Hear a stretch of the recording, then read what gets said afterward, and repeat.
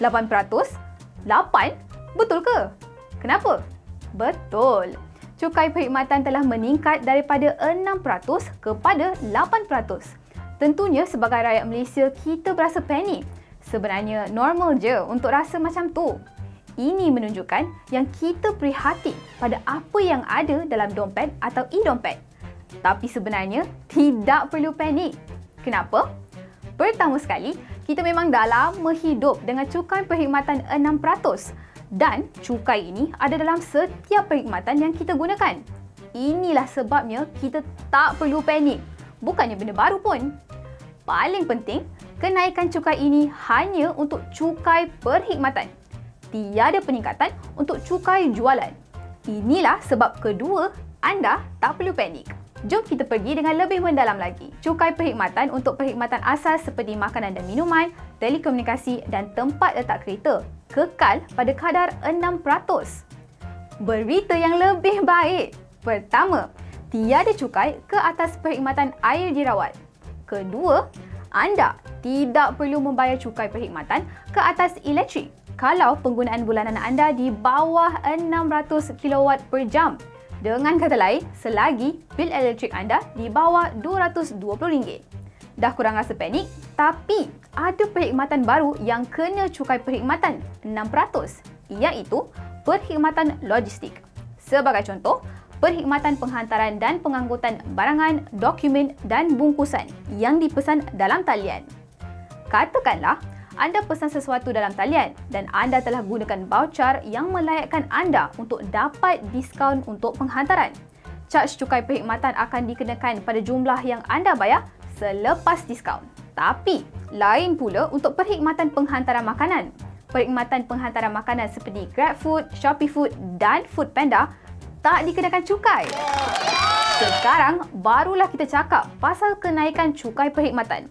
Mulai 1 Mac, kadar cukai yang ditetapkan adalah pada 8%. Tapi, bukan untuk semua ya.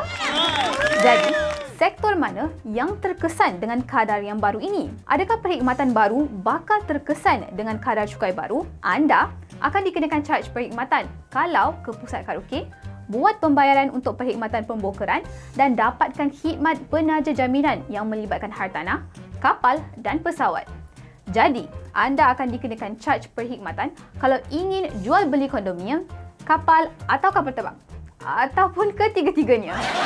Kalau tengok gambaran keseluruhan, mungkin ada kenaikan bagi perbelanjaan harian.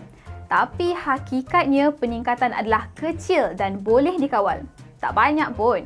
Kalau anda rasa anda ditipu untuk bayar lebih daripada yang sepatutnya, anda boleh laporkan kepada KPDN melalui laman web atau talian hotline mereka. UPS Kesan 2024 sebenarnya adalah untuk memantau dan memastikan tak ada pihak yang mengawat keuntungan berlebihan.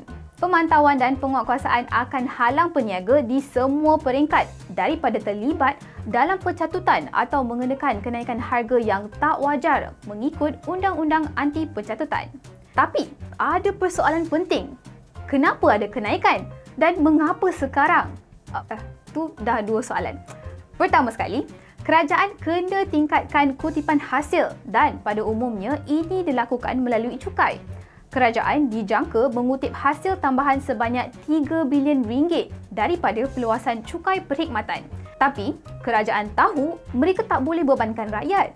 Itulah sebabnya cukai perkhidmatan tak tertumpu pada perkhidmatan penting yang kita gunakan setiap hari.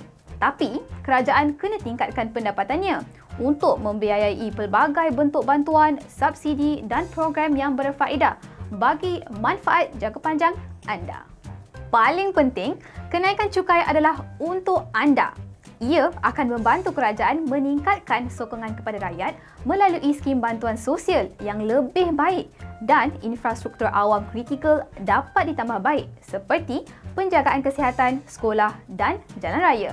Jadi, janganlah panik, okey?